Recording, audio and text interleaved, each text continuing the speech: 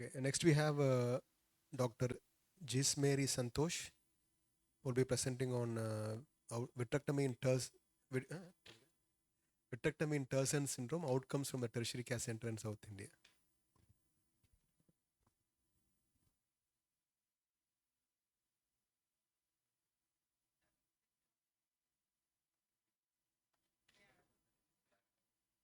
No, no, that was on the screen.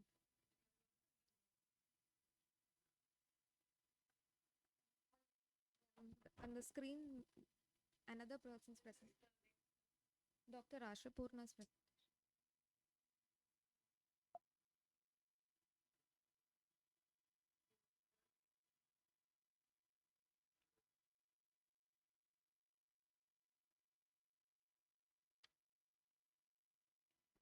One second.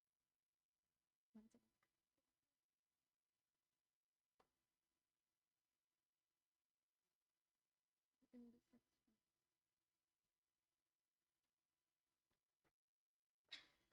Good morning, everyone. I'll be presenting on vitrectomy in Terson syndrome, outcomes from a tertiary care center in South India. Terson syndrome is an intraocular hemorrhage occurring in the setting of an intracranial bleed resulting from an acute elevated intracranial pressure.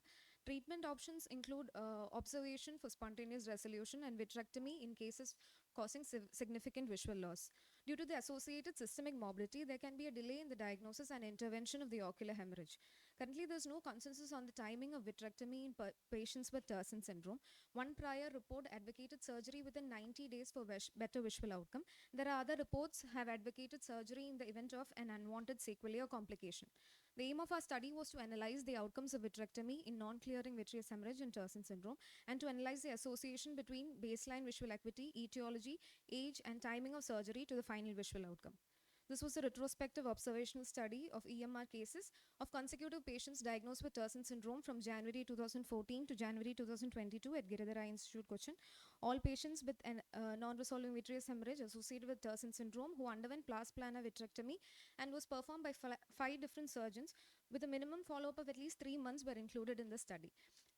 The patients excluded were other causes of ocular hemorrhage, including orbital ocular trauma, orbital fractures, diabetic retinopathy, or any proliferative retinopathy predisposing to ocular hemorrhage. The patients undergoing vitrectomy were evaluated at 3 time points: at the time of diagnosis, 1 month post vitrectomy, and 3 months follow-up, or the last follow-up, whichever is later. So they had a comprehensive ocular examination, including BCVA, intraocular pressure, fundus examination, and in the event of occluded fundus view, B-scan ultrasonography was done. The parameters assessed were age, sex, etiology of intracranial bleed, timing between intracranial bleed and vitrectomy, and any surgical complications. The outcomes measured were change in BCVA from baseline to the last follow-up, and also association of final BCVA with the timing of surgery with a cutoff of 90 days, and age less than or more than 50 years, and etiology of intracranial bleed. So for the patients undergoing vitrectomy, patients with persisting VH after minimum of 1 month of observation and a visual acuity of less than 660 were taken up for vitrectomy. After a well-written informed consent and neurosurgery clearance, the patient underwent a 23 or a 25 gauge pars plana vitrectomy, and the additional procedures were performed as per indication or surgeon's discretion. So there were 40 eyes of 32 patients in the age group of 24 to 73 years. 18 eyes were managed conservatively. 2 eyes were advised surgery, they did not follow up. And there were 20 eyes of 19 patients were taken up for pars plana vitrectomy. Bilateral Terson syndrome was seen in 8 patients, of which 6 patients had aneurysmal etiology and 2 had traumatic etiology. Out of the 8 patients, both eyes were managed conservatively. 5 patients, 1 eye surgical and another eye conservative, and 1 patient underwent bilateral vitrectomy for Terson's. So total of 20 eyes of 19 patients were included with a mean age of 46, with a range of 24 to 73. Mean time of surgery after intracranial bleed was 108 with a range of 24 to 273. So coming to the change of baseline visual acuity, best corrected visual acuity, there was significant improvement from 1.94 to 0.19, which was statistically significant, and it was maintained maintained up until last follow-up, with more than 80% of the patients maintaining a visual acuity of 6/18 or better. Etiology and visual outcome. 10 eyes were traumatic etiology, 10 eyes were aneurysmal etiology. Out of the aneurysmal etiology, 5 were anterior communicating artery aneurysms, 2 were MC aneurysms, 1 was IC aneurysm, and 1 vertebral artery dissection. Both the groups did significantly well post-surgery, and there was no difference in the visual outcome between the two groups post-surgery. Timing of surgery, nine patients underwent vitrectomy less than 90 days, and 11 underwent vitrectomy more than 90 days. Both of the groups performed significantly well post-surgery, and there was no difference between the visual outcome of the two groups. Between the age and visual outcome, 12 were less than 50 years of age and 8 were more than 50 years of age. Though the less than 50-year-old category performed slightly better than the more than 50-year-old, the difference between the two groups was not statistically significant. So this was a charts of all the patients who underwent a vitrectomy. And in addition to vitrectomy, ILM peeling for a taut ILM and a sub-ILM bleed was done in 13 patients. Endolaser was done for 11 patients. And ERM removal for 1 patient and transconjunctival cryo for 1 patient. And 2 patients, case number 1 and case number 9, underwent cataract surgery later. And the ones marked in yellow were bilateral Tersons. And the last 2 cases were 2 eyes of the same patient who underwent vitrectomy with a good visual outcome.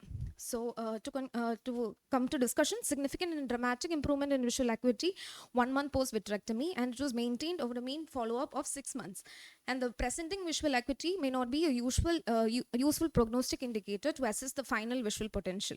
Garvey et al. In 2009 did a study and told less than 90 years and less than 90 days and less than 45 years was a good prognostic indicator for visual outcome, but this was not seen in our case, and the etiology also did not affect. To conclude, early vitrectomy is a safe option and gives early visual rehabilitation in these patients, and the patients can be safely observed conservatively for an extended period without the risk of reduced visual potential if they are medically unstable. The strength of the study is the case numbers of the study, and they were performed by 5 different surgeons limiting procedural standardization, and the less follow-up because of the comorbidities associated, and visual field analysis could have given a better understanding of the neuroophthalmic outcomes of the patient. Thank you. You explained that it is a non-resolving vitreous hemorrhage, but Yes, we had considerable number of patients undergoing vitrectomy within 3 months. No. So, 3 months of So, how do you define non-resolving? sir, precluding fundus view, I had defined it as they were observed for 1 month after presentation. You took 1 month as a cutoff for non-resolving. No, sir. From the time of intracranial bleed to the surgery was a time assessed, sir. No. You said for non-resolving vitreous hemorrhage. Yes, sir. Non-resolving means you should have a time frame. Yes, sir. They were observed for 1 month. 1 month was your cutoff for non-resolving. After presentation to the OPD, irrespective of the time of intracranial bleed to the presentation. At the hospital, from the hospital, the first presentation from the hospital visit. Yes, sir. Okay. Very good series. But 2 things. The one, visual acuity was studied, no? Yes, So sir. there could have been a effect of the optic nerve that could have been. Was that studied? Any attempt made to study Some that in patients any had undergone a pre-operative VEP. For other than that, nothing post-operatively, post-operative nothing. color vision, RAPD, post-operative? Nothing was mentioned in the Neuroophthalmological evaluation. Was not not done. And second thing, any OCT? Why OCT was not part of this It is thing not there, sir. post-operatively also? The post-op, our follow-up was very limited. Because these are sub-ileum Patients bleeds, so we'll know what is happening at Yes, the. sir, yes. I had the same thing to ask. In the traumatic cases, especially the CNS injury might be a confounding factor Yes, sir. in the visual. Another thing, OCT could be a lamellar hole or a EZ loss or macular hole. Those things should be assessed. No? Yes. So that's very.